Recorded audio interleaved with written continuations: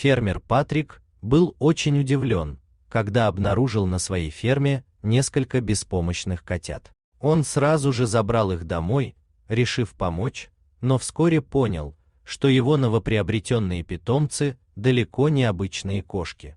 Патрик был фермером, как и его отец, и работал на поле целыми днями. Его ферма была довольно отдаленной, и здесь у него были коровы и козы, которые днем паслись на лугу, а вечером загонялись в сарай. Однажды утром Патрик зашел в сарай, чтобы выпустить коров и коз и достать инструменты, но неожиданно увидел несколько больших котят, которые устроились на сене. Он подумал, что это просто бездомные кошки, но не знал, как они оказались здесь. Патрик никогда не встречал таких котят. Они выглядели довольно крупными, и когда он попытался подойти, животные начали рычать и щетиниться, не желая подпускать его. Патрик осмотрелся, но матери кошки нигде не было, и он не мог понять, откуда взялись эти пушистые малыши. Патрик решил помочь животным. Он принес несколько кусочков мяса и положил их рядом с котятами, надеясь накормить их. Но котята просто понюхали еду и отказались есть. Он понял, что животным нужно молоко. Патрик нашел миску и налил в нее немного молока, после чего поставил перед ними. Котята с осторожностью подошли к миске и начали пить молоко с жадностью. Фермер вздохнул с облегчением, осознавая, что животные теперь точно не останутся голодными. Первые дни котята были напуганы и не доверяли человеку, но постепенно начали привыкать к Патрику. Он принес им небольшую корзину и обустроил для них уголок в доме, где они могли отдыхать и прятаться. Патрик обустроил им место с одеялами и старался не тревожить их. Вскоре котята начали вести себя, как настоящие маленькие хищники. Они ловили мышей, что заставило Патрика заметить, что их инстинкты были гораздо более развиты, чем у обычных домашних кошек.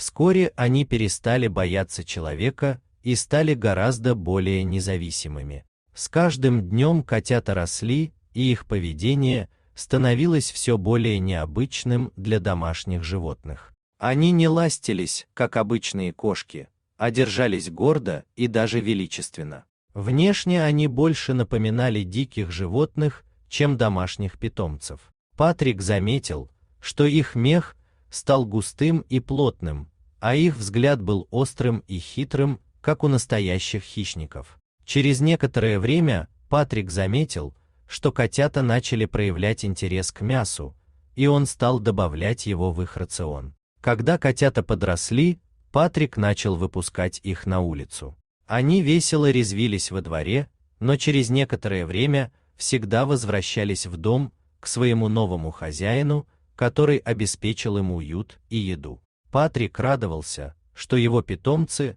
были не только интересными, но и полезными. Они помогали ему бороться с грызунами, которые время от времени появлялись на ферме. Однажды у Патрика заболела одна из коров, и ему пришлось вызвать ветеринара.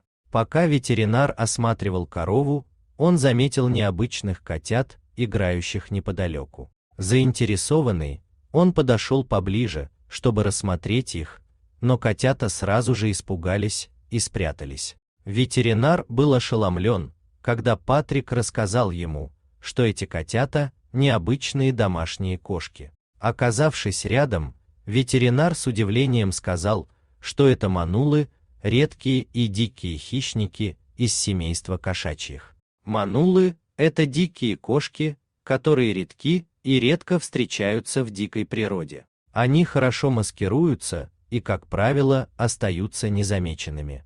Ветеринар объяснил Патрику, что эти котята – настоящие манулы, и что он совершенно случайно стал их спасителем.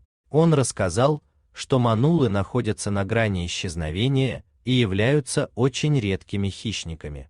Патрик был шокирован, но с другой стороны, горд, что ему удалось помочь этим удивительным животным. Патрик и ветеринар немедленно связались с природоохранной организацией, чтобы сообщить о своей находке.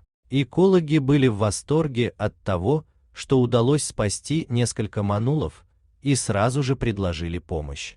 Специалисты по дикой природе прибыли на ферму, чтобы удостовериться, что котята здоровы и могут быть выпущены обратно в природу. Патрик узнал, что, возможно, их мать погибла от рук браконьеров, охотившихся на ее ценный мех, и что если бы не его помощь, котята, скорее всего, погибли бы от голода или болезней. Когда специалисты убедились в их здоровье, котят выпустили в дикую природу, где они должны были продолжить свой жизненный путь и восстановить популяцию манулов. Это было настоящим чудом, что Патрик смог спасти таких редких животных и стать частью их удивительной истории выживания.